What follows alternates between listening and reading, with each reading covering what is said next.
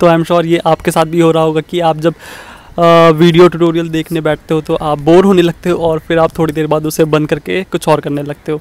तो ये मेरे साथ भी हो रहा था जब मैं फर्स्ट ईयर में था, और काफ़ी टाइम लगा मुझे ये जानने में कि इसे कैसे ठीक करना है। तो आज हम यही इस वीडियो में डिस्कस करेंगे। Hey friends, welcome back to my YouTube channel Tech Creators. My name is Divas Tajmal and I am a software engineer at Jio Platforms Limited, and on this channel I make videos related to web development, tutorials, tips and tricks and some vlogs. So if you are interested in these kind of topics, make sure to subscribe and like this video if you find this video interesting. तो मेरा जो एक point है उसे explain करने के लिए मैं एक छोटी सी स्टोरी सुनाता हूँ, ठीक है। तो एक प्लेन होता है, तो वो लॉस एंजलिस से टेक ऑफ करता है, ठीक है। और वहाँ पे पायलट सिर्फ 3.5 डिग्री का टर्न करते हैं एरोप्लेन को। तो तभी किसी को कुछ नहीं पता चलता है, 3.5 डिग्री किसी को कुछ नहीं पता चलेगा प्लेन में। बट उन्हें जाना होता है न्यूयॉर्क, बट वो सिर्फ 3.5 डिग्री की छोटी सी चेंज की वजह से वो न्यूयॉर्क के बदले वॉशिंगटन DC पहुँच जाते हैं। तो ये शुरुआत में तो किसी को कुछ भी नहीं पता चला, बट इवेंचुअली वॉशिंगटन DC पहुंच गए, तब उन्हें पता चला कि ये डिफरेंस कितना ज़्यादा डिफरेंस था। So same applies for our practice. हम छोटे छोटे टाइम भी प्रैक्टिस करें, लेट्स से 10-10 मिनट रोज़ के, तो ये इन द लॉन्ग रन बहुत ही ज़्यादा इफेक्टिव होगा, बहुत ही ज़्यादा कंपाउंड हो जाएगा। जैसे कि वो प्लेन न्यूयॉर्क के बदले वॉशिंगटन DC पहुँच गया। हैबिट बनाना ईजी है कि भाई मैं आपसे रोज़ 1 घंटा प्रैक्टिस करूँगा, रोज़ 1 घंटा कोडिंग करूँगा, बट उससे कंसिस्टेंटली कर पाना बहुत ही ज़्यादा मुश्किल होता है। तो जब भी हम प्रोग्रेस की बात करते हैं, हम सोचते हैं कि जब भी हम कोडिंग करना शुरू करेंगे तो हम इस लाइन पे चलेंगे। So what you think should happen is कि रिज़ल्ट वर्सेस टाइम का ग्राफ है, तो हम लीनियरली ग्रो करेंगे, but what actually happens is this line, और इन दोनों के बीच में आता है वैली ऑफ डिसअपॉइंटमेंट, ठीक है। तो यहाँ पे हम सोचते हैं कि यार मैंने पढ़ा बट मुझे कुछ समझ में नहीं आ रहा, मुझे कुछ समझ में नहीं आ रहा है।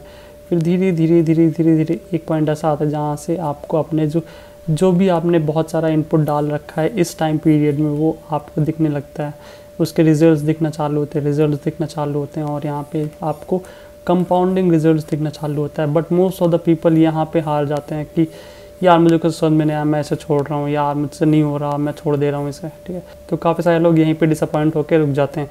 बट अगर आप इस टाइम फ्रेम तक चलोगे तब जाके आपको रिजल्ट्स कंपाउंडेड दिखना चालू होंगे, और फिर जब आप अपने पहले कोड को देखोगे तो आप खुद ही उस कोड पे हंसोगे।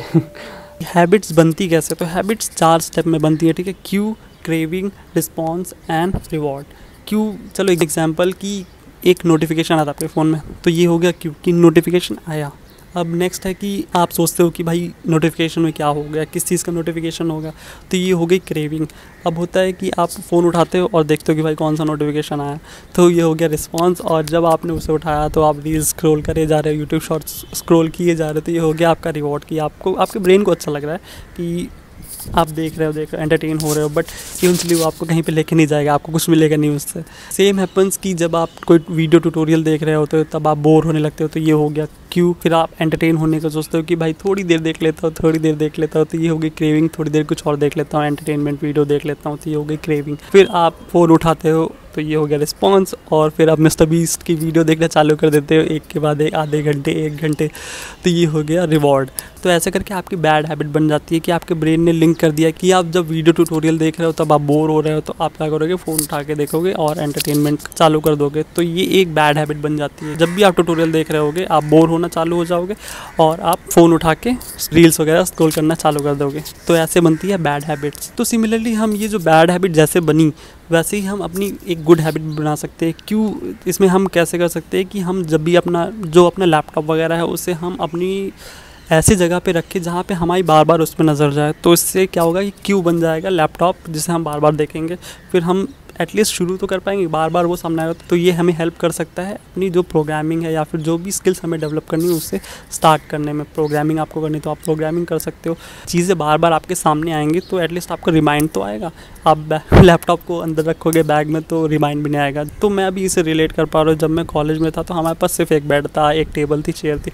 तो टेबल पे लैपटॉप हमेशा पड़ा रहता था, या तो हम बेड पे होते थे या फिर टेबल पे होते थे। तो यूजुअली हमारा लैपटॉप जो है टेबल पे पड़ा तो हमें बार बार दिखता था। तो हम इसी वजह से आई गेस कि हम बार बार लैपटॉप खोल के बार बार कोई ना कोई ट्यूटोरियल उठा के देखना चालू कर देते थे। बट अगर लैपटॉप बैग के अंदर होता था, बैग कहीं कोने में रखा हुआ है, तो वहाँ से हमें ध्यान भी नहीं रहेगा कि भाई लैपटॉप है, लैपटॉप ओपन करना है, ट्यूटोरियल देखना है। तो सिमिलरली आप भी अपना लैपटॉप को किसी ऐसी जगह पे रखो जहाँ पे आप उसे बार बार देखो, ताकि आपको रिमाइंड तो आए कि भाई सीखना है, सीखना है, सीखना है, ठीक है। और एक बहुत ही बढ़िया सी हैबिट स्टैकिंग की जो टेक्निक है वो भी आप उसे यूज़ कर सकते हो कि आप जो अपनी प्रोग्रामिंग की हैबिट है कि भाई मैं रोज़ 1 घंटा प्रोग्रामिंग करूँगा, ठीक है, तो इसे आप स्टैक कर सकते हो विद अनदर हैबिट। तो आप पहले ऐसा करते थे कि भाई मैं रोज़ प्रोग्रामिंग 1 घंटे करूँगा, तो अब हम इसे अलग तरीके से देखते हैं कि जब मैं रोज़ सुबह ब्रश कर लूँगा तब उसके बाद मैं 1 घंटा कोडिंग करूँगा। तो अपनी जो हैबिट है आपने उसे स्टैक कर दिया। तो इससे क्या होगा कि जब आप ब्रश करने जाओगे तो उसको रिमाइंड है कि अरे इसके बाद तो कोडिंग करनी है। लेकिन आप जो पहले कह रहे थे कि 1 घंटा कोडिंग करूँगा, कब करोगे कोडिंग? मतलब दिन में कितने, कब करोगे? या शाम को करोगे, सुबह करोगे, दोपहर में करोगे, कब करोगे कोडिंग 1 घंटे? तो यहाँ पे आप क्लियर हो कि भाई ब्रश करने के बाद कोडिंग करूँगा।